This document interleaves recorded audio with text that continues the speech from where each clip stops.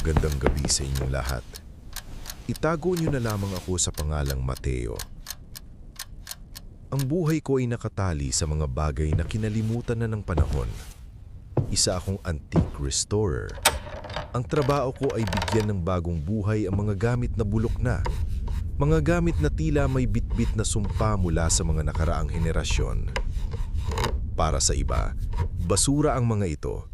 Pero para sa akin, ang bawat ukit sa kahoy at bawat kalawang sa bakal ay isang liham mula sa mga patay. Nung nakaraang taon, isang lumong mesa ang dumating sa aking shop. Galing ito sa isang parokya sa liblib na bahagi ng Ilocos. Ang sabi ng nagbenta, pagmamay-ari raw ito ng isang paring Dominikano na nabuhay noong huling bahagi ng panahon ng Kastila. Ang paring ito, ayon sa mga bali-balita, ay hindi namatay sa sakit o katandaan. Natagpuan daw siyang nakakulong sa kanyang sariling silid, tuyot ang katawan, at ang mga pader ay punong-puno ng mga ukit ng mga matang nakatingin sa kung saan. Habang nililinis ko ang mesang iyon, naramdaman ko ang isang puwang sa ilalim ng drawer, isang sikretong compartment. Doon ko nahanap ang isang kahon na yari sa itim na bakal. Hindi ito kinakalawang. Sa katunayan, napakakinis nito. Tila ba sadyang pinahira ng langis ng tao para hindi masira. Sa loob ng kahon, nakalatag ang 7 susi. Hindi sila magkakapareho.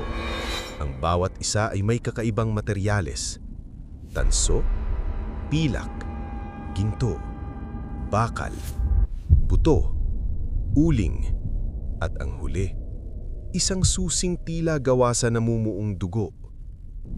Kasama ng mga susi ay isang lumang scroll. Nakasulat doon ang mga orasyong hindi para sa Diyos. Ang mga salitang nandoon ay tila mga kuko na kumakalmot sa aking isipan sa tuwing babasahin ko. Ang babala sa huling bahagi ang tumatak sa akin. Ang selyo ay hindi binubuo ng pader. Ang selyo ay ang pintuan ng mga bulong. Kapag narinig mo na ang unang hininga, wala nang paraan para isara ang 7 pintuan. Dahil sa kasakiman, dahil sa pagnanais kong hanapin ang kayamanan na posibleng itinatago ng paring iyon, hinanap ko ang lokasyon ng kumbentong binanggit sa liham. Hindi ko alam na ang kayamanang iyon ay hindi ginto, kundi isang walang hanggang parusa. Ang biyahe patungo sa dulo ng Ilocos ay parang pagpunta sa dulo ng mundo. Habang papalapit ako sa abandonadong kumbento, ang mga puno sa paligid ay nagbabago. Ang kanilang mga sanga ay pabaliktad ang tubo, tila mga kamay na pilit kumakawala mula sa lupa. Walang ibon na kumakanta, walang kuliglik na humuhuni. Tanging ang tunog lang ng aking sariling paghinga ang naririnig ko. Ang kumbento ay nakatayong sa tuktok ng isang matarik na bangin. Gumuho na ang simbahan sa tabi nito. Pero ang tirahan ng mga pari ay nananatiling buo.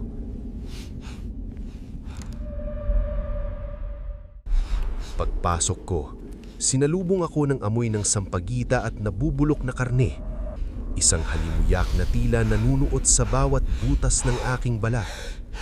Sa pinakailalim na bahagi ng basement, nahanap ko ang pader. Pero hindi ito simento. Ang pader ay gawa sa isang uri ng itim na bato na tila tumitibok kapag tinitignan mo ng matagal. Doon nakabaon ang 7 kandado. 7 butas na naghihintay ng kanilang mga susi. Doon ko sinimulan ang ritual. Bawat susi ay may kauklang hapdi. Bawat pihit ay may kapalit na bahagi ng aking pagkatao. Ang unang susi, tanso. Isinaksak ko ang susi ng tanso. Binigkas ko ang orasyon. Aperiatur terra. Ego sum caro.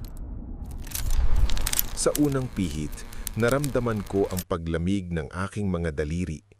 Hindi lang lamig, ito ay pakiramdam ng dahan-dahang pagkamatay ng bawat cell sa dulo ng aking kamay. Ang unang kandado ay bumukas ng may kasamang tunog ng nababaling buto. Sa kabilang bahagi ng pader, narinig ko ang unang bulong. Mateo, salamat sa iyong laman.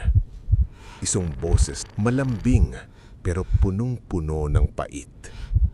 Doon ko napansin na ang pader ay nagsimula ng magbago. Ang itim na bato ay dahan-dahang naging kulay rosas, tila ba nagiging balat ng tao na nagnanaknak. Ang ikalawang susi, pilak. Ang susi ng pilak. Revela peccata. Memoria è perdita Pagpihit ko sa pangalawang susi, biglang sumabog ang aking isipan. Libu-libong alaala na hindi akin ang pumasok sa utak ko. Nakita ko ang paring Dominikano. Nakita ko ang kanyang mga kasalanan. Mga lihim na ritual, mga sakripisyong ginawa niya para sa kapangyarihan. Naramdaman ko ang pagtulo ng mainit na likido mula sa aking mga tenga. Dugo. Ang bawat alaala ay tila isang karayom na tumutusok sa aking utak. Nawala ang pangalan ko sa isipan ko sa loob ng ilang segundo. Sino nga ba ako? Mateo? O ang susunod na biktima? Ang ikatlong susi. Ginto. Ang susi ng ginto. Satura famem. Aurum et cruar. Sa pagbukas ng ikatlong kandado, sinalubong ako ng isang gutom na hindi maipaliwanag. Hindi ito gutom para sa kanin o ulam. Gusto kong kagatin ang sarili kong braso. Ang aking tiyan ay lumubog at ang aking mga buto sa tadyang ay pumuputok dahil sa sobrang pisil ng aking sariling muscles. Nakita ko ang mga anino sa gilid ng basement. Hindi na sila nagtatago. Ang mga aninong ito ay may mahahabang dila na tila naghihintay na dilaan ng aking mga sugat. Alam ko na ang ginto sa susi ay hindi simbolo ng yaman, kundi simbolo ng kasakiman na kakain sa akin ng buhay. Ang ikaapat na susi, bakal. Ang susi ng bakal. Cor robustum. Ferrum incorde. Ang susing ito ay napakabigat. Kinailangan ko ang buong lakas ng aking katawan para paikutin ito. Sa bawat pagpihit, ang aking balat ay naninigas. Naramdaman ko ang aking mga muscle na tila nagiging bakal. Mahirap huminga. Ang aking baga ay hindi na makapag-expand ng maayos. Ang pader sa harap ko ay hindi na bato o balat. Ito ay naging isang malaking bibig. Isang bibig na walang ngipin. Tila isang lalamunan na handang lumunok ng kahit ano. Ang ikalimang susi, buto. Ang susi ng buto. Gawa ito ng spinal column ng isang sanggol ayon sa itsura nito. Ossua resurgant. Fundamentum tenebrarum. Pagpihit ko rito, ang aking sariling spine ay bumalugtot. Ang aking mga tuhod ay lumingon pabaligtad ng may kasamang malalakas na crack. Hindi ako nakaramdam ng sakit. Pakiramdam ko ay tama lang ang posisyon na ito. Naging hayop ang kilos ko. Nakaluhod ako sa harap ng pader. Ang aking mga kamay ay nakabaon sa putikan ng basement. Ang boses sa loob ay naging libu-libong boses na sumisigaw. Mateo, ang pinto ay ikaw! Mateo, ang selyo ay nabasag na!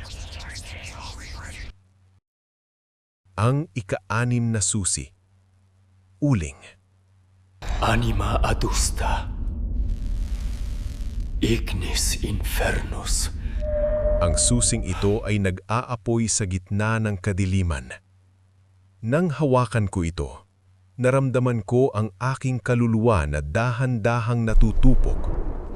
Ang lahat ng emosyon ko, pagmamahal, takot, awa, ay naging abo.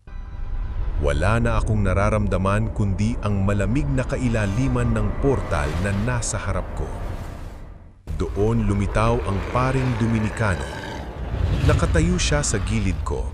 Ang kanyang mukha ay isang bungo na lamang. Itinuro niya ang huling kandado. Ang kanyang bibig ay gumalaw, pero walang tunog. Ang mensahe niya ay pumasok sa utak ko. Huwag kang titigil. Ang dugo ang huling susi. Ang huling susi ay malambot. Tila ba nabubuhay? Ito ang susi ng dugo. Sanguis aeternus. Porta inferi. Bago ko isinalpak ang huling susi, tumigil ang oras. Ang ulan sa labas ay huminto sa ere. Ang lahat ay naging static. Doon ko naramdaman ang tunay na takot.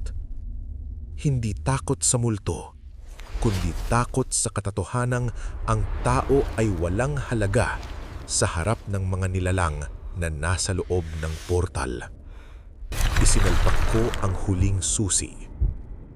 Sa pagpihit ko, naramdaman ko ang isang matinding paghigop. Ang dugo mula sa aking mga ugat ay nagsimulang lumabas sa aking mga butas sa balat, tila ba hinihigop ng kandado. Ang aking puso ay tumigil sa pagtibok, pero hindi ako namatay. Ang 7 susi ay biglang bumitaw sa pader at lumipad patungo sa akin. Isa-isang bumaon ang mga susi sa aking katawan. Ang tanso sa aking noo. Ang pilak sa aking dibdib. Ang ginto at bakal sa aking mga palad. Ang buto at uling sa aking mga paa. At ang dugo. Ang huling susi ay pumasok sa aking bibig at tumagos sa aking lalamunan. Nabasag ang pader, pero hindi ito kwarto. Ang bumungad sa akin ay isang dambuhalang mata. Isang matang kulay pula na kalaki ng isang bahay. Ito ang Diyos ng mga bulong. Ang bawat bulong niya ay isang katotohanang nakakasira ng katinuan. Mateo, salamat sa iyong pag-anyaya. Ang paring Dominikano ay matalino. Ginawa niyang selyo ang kanyang sarili para hindi kami makalabas. Pero ang kasakiman ng tao ay laging mas malakas kaysa sa kanyang pananampalataya. Isa-isang lumabas ang mga anino mula sa portal. Ang mga nilalang na ito ay walang mukha, pero may mga bibig sila sa bawat bahagi ng kanilang katawan. Ang kumbentong ito ay hindi abandonado. Ito ay isang nest o pugad na naghihintay lang ng bagong selyo. At ngayon, ako na yun. Naramdaman ko ang paglamon sa akin ng bilim. Nakita ko ang mga huling imahe ng mundo. Hindi ako namatay. Yun ang pinakamalalang parusa. Ako ay naging buhay na selyo. Ang aking katawan ay nakadikit na sa pader ng basement, tila ba isang statwa na gawa ng nabulok na laman at bato. Hindi ako makagalaw, hindi ako makapikit, pero nakakaramdam. Nararamdaman ko ang bawat insekto na gumagapang sa aking mukha. Nararamdaman ko ang lamig ng gabi at ang init ng araw sa labas kahit nasa ilalim ako ng lupa. At higit sa lahat, nararamdaman ko ang bawat bulong ng mga nilalang na dumadaan sa akin patungo sa ating mundo. Ang babala ko sa inyo ay ang selyo ay hindi isang bagay na mahahanap nyo sa isang lumang simbahan lang. Ang selyo ay nasa loob ng bawat isa sa atin. Ang 7 susi, ang kasakiman, ang galit, ang pagnanasa, ang inggit, ang katakawan, ang katamaran, at ang pride ay laging nasa ating bulsa.